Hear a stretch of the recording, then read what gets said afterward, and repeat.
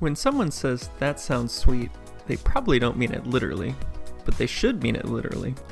Our perception of taste is actually affected by what we hear. Sounds kind of crazy, right? We taste things with our tongue, not our ears.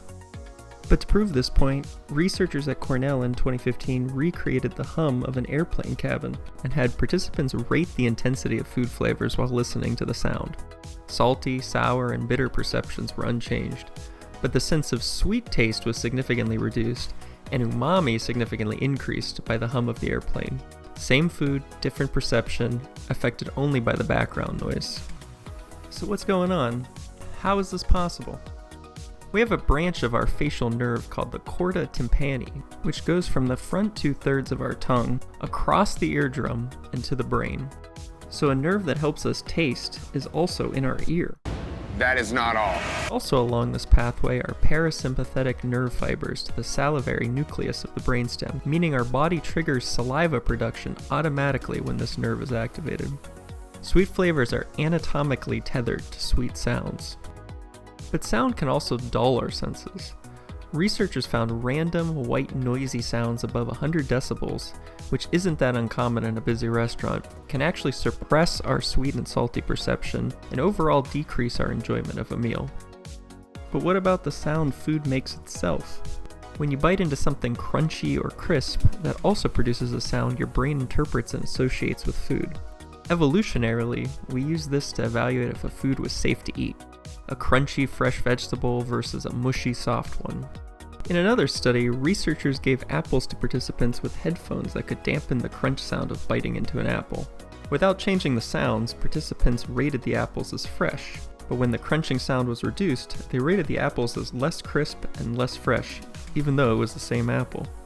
So we have lots of examples where our sense of taste is negatively affected by sound, but can we use sound to make food taste different or better?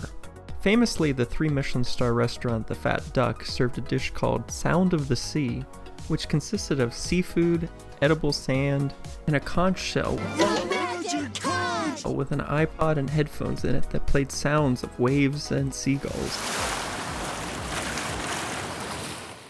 At first, this may seem like a crazy, pretentious fine dining thing, and maybe it still is.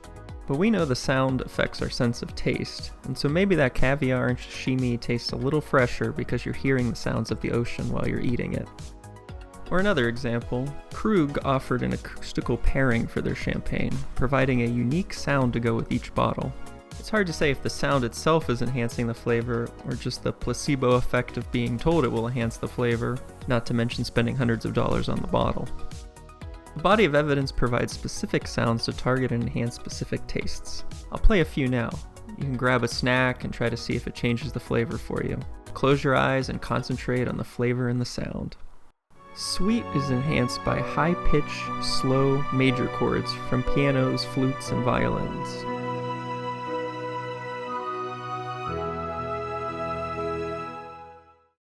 Bitter is enhanced by low-pitch, sustained, minor chords from cellos, brass, and saxophones.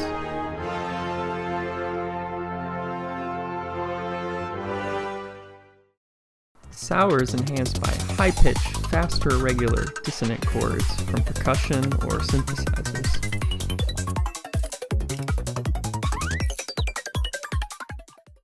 Salty is enhanced by rhythmic, very low-pitched sounds in minor chords.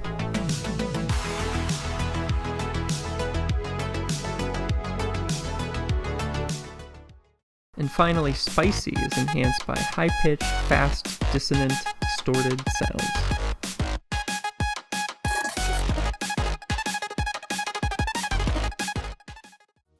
Did you notice the flavor changing at all? Let me know in the comments below. Thanks for watching.